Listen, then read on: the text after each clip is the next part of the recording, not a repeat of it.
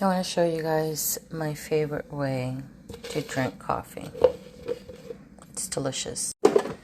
So I start off by pouring my coffee, about that much. I then grab a scoop of my collagen. I have 2 of these, so it's 2 scoops per day. So 1 scoop goes in 1 cup, and the other scoop goes in the second. I'm then gonna grab a tablespoon of butter. And this is Kerrygold butter. I can't show you guys. Kerrygold butter.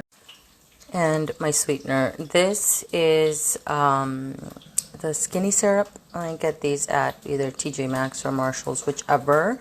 And I have a mix of salted caramel and mocha. And then I blend.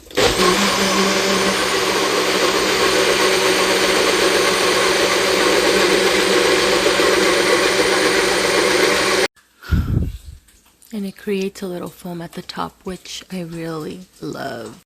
This step is very important. You want to find the largest coffee cup you own.